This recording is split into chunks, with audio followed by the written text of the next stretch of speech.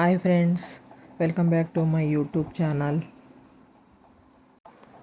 ಇವತ್ತು ಮಸ್ಸಪ್ ಮಾಡ್ಕೊಳ್ಳೋಣ. ಹುಣಸೆ ಚಿಗುರು ಮತ್ತು ಸೊಪ್ಪನ್ನ ಸೇರಿಸ್ಕೊಂಡು ಬೇಕಾಗಿರೋ ಇಂಗ್ರೀಡಿಯೆಂಟ್ಸ್ ನೋಡೋಣ. ಸೊಪ್ಪು, 2 ಟೊಮೊಟೊ, 1 ಈರುಳ್ಳಿ,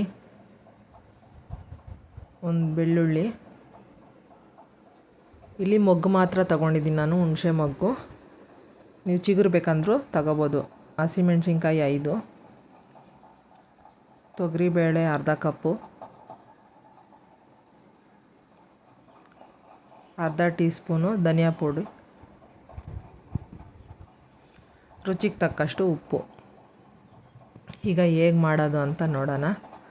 ಕುಕ್ಕರ್ ತಗೊಂಡು ತೊಳೆದಿರೋ ಅಂತಹ ಬೇಳೆನ ಸೇರಿಸ್ಕೊತಾ ಇದ್ದೀನಿ.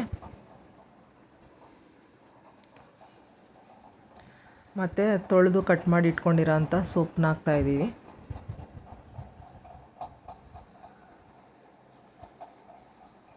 ಈಗ ಹುಣಸೆ ಚಿಗುರು ಸೀಸನ್ ಆಗಿರೋದ್ರಿಂದ ಎಲ್ಲ ಕಡೆನೂ ಸಿಗುತ್ತೆ ಫ್ರೆಂಡ್ಸ್. ಇಂಥ ಟೈಪಲ್ಲಿ ಮಾಡಿಸ್ಕೊಳ್ಳಿ.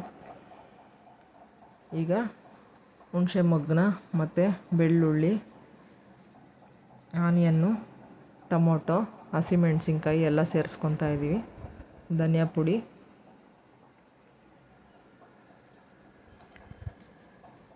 ನೀರನ್ನ 2 ಗ್ಲಾಸ್ ಸೇರಿಸ್ಕೊತಾ ಇದ್ದೀನಿ.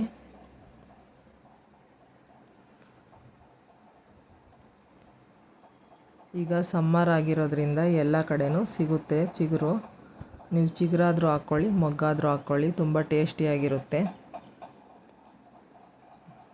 ಸಾಲ್ಟು ರುಚಿಗೆ ತಕ್ಕಷ್ಟು ಹಾಕ್ಕೊಳ್ಳಿ.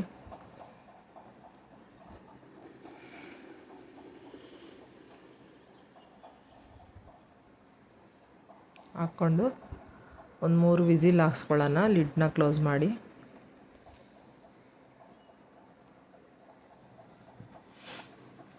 ಈಗ ನೋಡೋಣ 3 ವಿಸಿಲ್ ಬಂತು, ಹೇಗೆ ಬೆಂದಿದೆ ಅಂತ ನೋಡಿ. ಎಲ್ಲ ನುಣ್ಣಗೆ ಬೆಂದಿದೆ.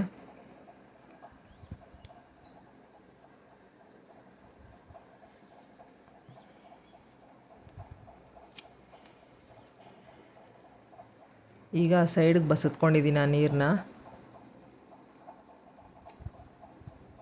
ಸೈಡ್ ಬಸಿದ್ಕೊಂಡು ಇದನ್ನು ಸ್ಮ್ಯಾಶರ್ ತಗೊಂಡು ಸ್ಮ್ಯಾಶ್ ಮಾಡ್ಕೋಬೇಕು. ಕೆಲವರು ಮಿಕ್ಸಿಗೆ ಹಾಕ್ಕೊತಾರೆ, ಹಾಗೂ ಮಾಡ್ಬೋದು. ನೀವು ಚೆನ್ನಾಗಿ ಸ್ಮ್ಯಾಶ್ ಮಾಡ್ಕೊಳ್ಳಿ.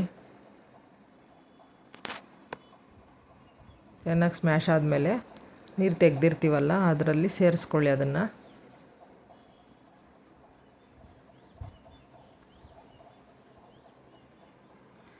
ಈಗ ಒಗ್ಗರಣೆಗೆ ಬಾಣಲಿನ ಇಟ್ಕೊಂಡು ಎಣ್ಣೆ ಹಾಕ್ಕೊತಾ ಇದ್ದೀನಿ.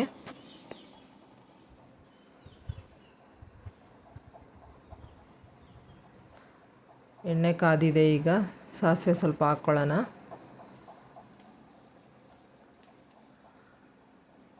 ಸಾಸಿವೆ ಚಿಟಪಟ ಅಂದಮೇಲೆ ಆನಿಯನ್ನು ಮತ್ತು ಕರಿಬೇವನ್ನ ಸೇರಿಸ್ಕೊಳ್ಳೋಣ.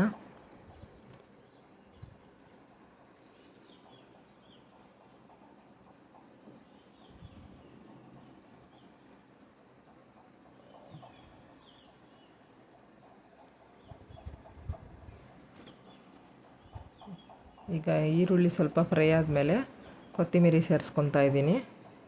ಆಗಲೇ ಅದನ್ನು ತೋರಿಸಿರಲಿಲ್ಲ, ಕ್ಲಿಪ್ಪಿಂಗ್ ಮಿಸ್ ಆಗಿದೆ, ಸಾರಿ. ಸ್ವಲ್ಪ ಫ್ರೈ ಮಾಡ್ಕೊಳ್ಳಿ ಎಣ್ಣೆಯಲ್ಲಿ. ಈರುಳ್ಳಿ ಬೆಂದ ಮೇಲೆ ಸಾಂಬಾರನ್ನ ಹಾಕ್ಕೊಳ್ಳೋಣ ಒಗ್ಗರಣೆಗೆ. 1 ನಿಮಿಷ ಕುದಿಸೋಣ.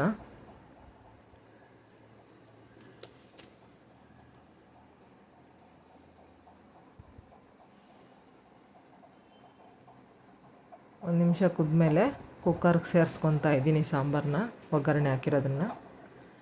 ಈಗ ಎಲ್ಲ ಮಿಕ್ಸ್ ಮಾಡಿಕೊಂಡು ನೋಡಿ ಈ ಥರ ಬಂದಿದೆ.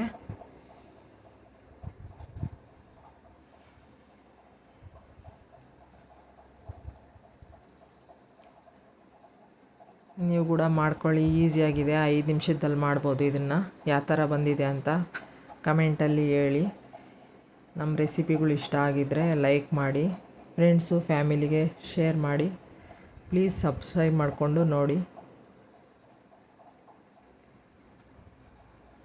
ನೋಡಿ, ಅನ್ನದ ಜೊತೆ, ಚಪಾತಿ ಜೊತೆ ಮತ್ತು ಮುದ್ದೆ ಜೊತೆ, ಯಾವುದ್ರ ಜೊತೆಯಲ್ಲಿ ಬೇಕಂದ್ರೂ ತಿನ್ಬೋದು, ಅಷ್ಟು ರುಚಿಯಾಗಿರುತ್ತೆ.